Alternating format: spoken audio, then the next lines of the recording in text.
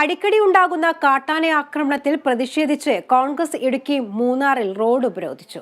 കഴിഞ്ഞ ദിവസം തെന്മല എസ്റ്റേറ്റിൽ കാട്ടാന ആക്രമണത്തിൽ ഒരാൾ കൊല്ലപ്പെട്ടതിന്റെ പശ്ചാത്തലത്തിലാണ് പ്രതിഷേധം.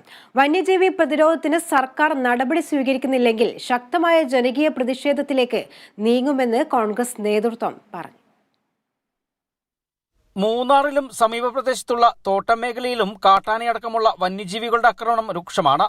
കഴിഞ്ഞ ദിവസം തമിഴ്നാട്ടിൽ നിന്നും തെന്മല എസ്റ്റേറ്റിൽ വിവാഹ ചടങ്ങിൽ പങ്കെടുക്കാനെത്തിയ ഉത്തമപാളയം സ്വദേശി കെ പാൽരാജിനെ കാട്ടാന ആക്രമിച്ച് കൊലപ്പെടുത്തിയിരുന്നു. ഇതോടെയാണ് പ്രതിഷേധവുമായി കോൺഗ്രസ് രംഗത്തെത്തിയത്. മുൻ MLA AK മണിയുടെ നേതൃത്വത്തിൽ പ്രകടനമായിട്ടെത്തിയ പ്രവർത്തകർ മൂന്നാർ ഉദുമൽപേട്ട അന്തർസംസ്ഥാന പാത ഉപരോധിച്ചു.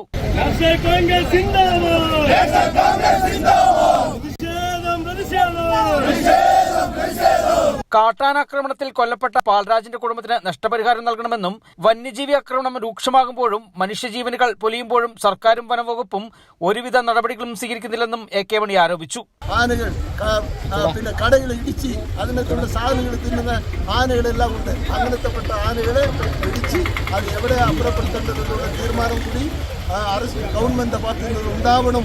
അതിനുവേണ്ടിയാണ് ഞങ്ങൾക്ക് വേറെ മാർഗമില്ല. ഞങ്ങൾ എല്ലാ ഉദ്യോഗസ്ഥന്മാരോടും പറഞ്ഞ് കേൾക്കുന്നില്ല, മന്ത്രിമാരോട് പറഞ്ഞ് കേൾക്കുന്നില്ല, പിന്നെ മുഖ്യമന്ത്രിയോട് പറഞ്ഞ് കേൾക്കുന്നില്ല, ഗവർണറോട് പറയേണ്ടതും അതും പറഞ്ഞ് കേൾക്കുന്നില്ല. അരമണിക്കൂറിലധികം പ്രവർത്തകർ അന്തർസംസ്ഥാന പാത ഉപരോധിച്ചു. സൂചന എന്ന രീതിയിലാണ് സമരം സംഘടിപ്പിച്ചതെന്നും വരും ദിവസങ്ങളിൽ വലിയ രീതിയിലുള്ള ജനകീയ പ്രതിഷേധം ശക്തമാക്കുമെന്നും കോൺഗ്രസ് നേതൃത്വം വ്യക്തമാക്കി. കഴിഞ്ഞ 24 ദിവസത്തിനിടയിൽ ഇടുക്കി ജില്ലയിലെ 3 പേരെയാണ് കാട്ടാന ആക്രമിച്ചത്. ഇതിൽ 2 പേർ മരണപ്പെടുകയും ചെയ്തിട്ടുണ്ട്. ഉപരോധ സമരത്തിൽ മണ്ഡലം പ്രസിഡന്റ് C. നെൽസൺ അധ്യക്ഷനായിരുന്നു. G. മുനിയാണ്ടി, വിജയകുമാർ, D. കുമാർ തുടങ്ങിയ നിരവധി പ്രവർത്തകർ പങ്കെടുത്തു. Bineesh Antony, Kerala vision news, Idukki.